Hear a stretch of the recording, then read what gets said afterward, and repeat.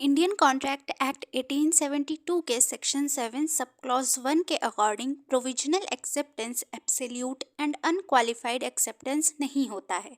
ये जो टर्म है प्रोविजनल, इसे हम एक लाइन में एक्सप्लेन करते हुए कह सकते हैं कि अरेंज्ड और existing for the present possibly to be changed later. यानी कुछ ऐसा जो वर्तमान में एग्जिस्ट तो करता है लेकिन उसे बाद में बदला जा सकता है। इसे हम एक शब्द में कह सकते हैं कुछ ऐसा जो अस्थायी है, टेम्पोररी है। तो कॉन्ट्रैक्ट में प्रोविजनल एक्सेप्टेंस का मतलब होता है एक ऐसा एक्सेप्टेंस जो टेम्पोररी हो और इस एक्सेप्टेंस को परमानेंट करने के लिए किसी के फाइनल अप्रूवल की ज़रूरत हो। अगर हम प्रोविजनल एक्सेप्टेंस के नेचर की बात करें तो ये एक्सेप्टेंस किसी भी पार्टी को ऑफर के फुलफिलमेंट के लिए बाउंड नहीं करता है जब तक कि इस प्रोविजनल एक्सेप्टेंस को फाइनल अप्रूवल नहीं मिल जाता। और इसके साथ ही प्रोविजनल एक्सेप्टेंस के फाइनल अप्रूवल मिलने से पहले दोनों ही पार्टीज के पास अपने ऑफर या प्रोविजनल एक्सेप्टेंस को रिजेक्ट करने की लिबर्टी होती है।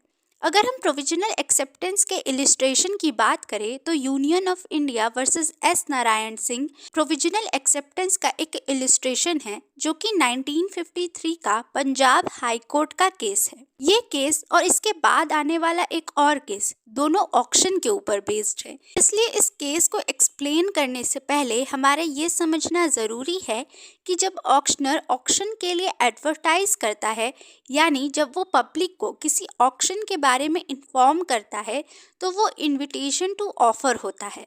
और जो पर्सन इस इनविटेशन टू ऑफर को एक्सेप्ट करके बिड करता है, वो पर्सन उस ऑक्शन में बेची जाने वाली चीज़ को खरीदने का ऑफर देता है। ये इन केसेस को समझने के लिए एक बेसिक था जो इन्हें अच्छी तरह से समझने में आपकी सहायता करेगा। तो union of India versus S Narayan Singh case में एक लिकर शॉप का ऑक्शन कलेक्टर के द्वारा करवाया जाता है। इस ऑक्शन के कंडीशंस में ये बात एक्सप्रेसली मेंशन्ड थी कि जिस भी पर्सन की बिड को कलेक्टर एक्सेप्ट करेंगे उस बिड को चीफ कमिश्नर के कंफर्मेशन की ज़रूरत होगी। तो यहाँ रिस्पोंडेंट एस नारायण सिंह की बिड एक्सेप्ट होती है, जो बाद में किन्हीं कारणों से अपने बिड को विड्रॉ कर लेते हैं।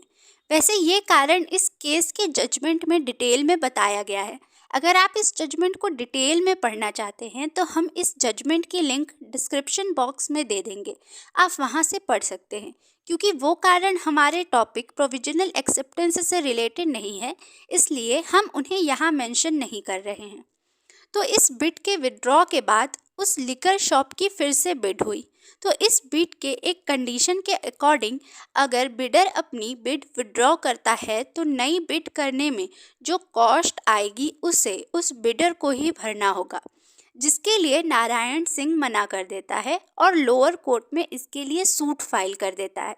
लोअर कोर्ट का डिसीजन नारायण सिंह के फेवर में होता है, इसलिए इसके लिए फिर सुप्रीम कोर्ट में अपील की जाती है। सुप्रीम कोर्ट ने इस केस का डिसीजन देते हुए कहा कि यहाँ रिस्पोंडेंट नारायण सिंह किसी भी कॉस्ट को तब पे करने के लिए लायबल होता जब यहाँ उसके बिड का एक वैलिड एक्सेप्टेंस होता। लेकिन इस केस में रिस्पोंडेंट को किसी भी तरह का कॉस्ट पे करने की ज़रूरत नहीं है, क्योंकि उसकी बिड को चीफ कमिश्नर के द्वारा कंफर्मेशन नहीं मिली थी और बिना चीफ कमिश्नर के कंफर्मेशन के इस बिड की सिर्फ एक प्रोविजनल एक्सेप्टेंस हुई थी और प्रोविजनल एक्सेप्टेंस एक वैलिड एक्सेप्टेंस नहीं होता है। इसलिए ये एक्सेप्टेंस किसी भी पार्टी को बाउंड नहीं करता है और इस तरह के एक्सेप्टेंस में दोनों पार्टीज के पास अपने ऑफर को विड्रॉ करने की लिबर्टी होती है। इसलिए यहाँ रिस्पोंडेंट के पास अपने बिड को विड्रॉ करने की परमिशन थी। प्रोविजनल एक्सेप्टेंस से रिलेटेड एक और case law Somasundaram Pillai versus provincial government of Madras में 1947 में मद्रास हाई कोर्ट ने यह हेल्ड दिया कि अपीलेंट सोमसुंदरम को अपनी बिड जिसकी प्रोविजनल एक्सेप्टेंस हो चुकी है को विड्रॉ करने का पूरा राइट है और बिड की वो कंडीशन इममटेरियल है जो ये कहती है कि एक बार बिड कर देने के बाद उस बिड को वापस नहीं लिया जा सकता है। और साथ ही कोर्ट ने ये भी कहा कि बिड की प्रोहिबिशन वाली कंडीशन तभी इन्फोर्सिएबल होगी जब अपीलेंट उस कंडीशन को इम्प्लाइडली या एक्सप्रेसली एक्सेप्ट कर ले। लेकिन यहाँ अपीलेंट के इस एक्सेप्टेंस को प्रूव करने के लिए कोई एविडेंस नहीं है। अगर हम इन दोनों केसेस को पढ़ने के बाद इसके कंक्लूजन को कुछ पॉइंट्स में समझे तो प्रोविजनल एक्सेप्टेंस कॉन्ट्रैक्ट के अकॉर्डिंग वैलिड एक्सेप्टेंस नहीं होता है। प्रोविजनल एक्सेप्टेंस किसी भी पार्टी को अपने ऑफर या फिर प्रोविजनल एक्सेप्टेंस को फुलफिल करने के लिए बाउंड नहीं करता है। प्रोविजनल एक्सेप्टेंस के फाइनल अप्रूवल से पहले कभी भी उस ऑफर या प्रोविजनल एक्सेप्टेंस को रिजेक्ट किया जा सकता है।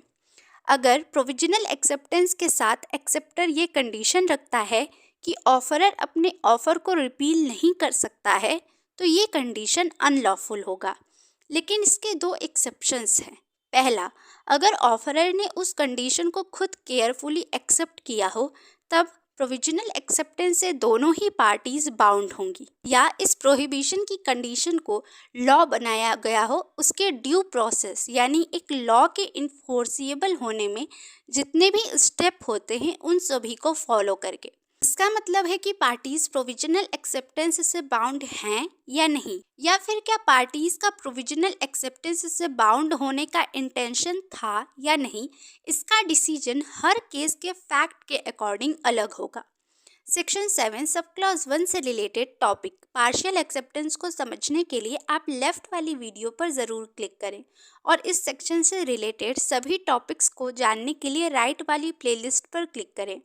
And do like this video, share this video with your friends and subscribe to your education hub. Thank you for watching.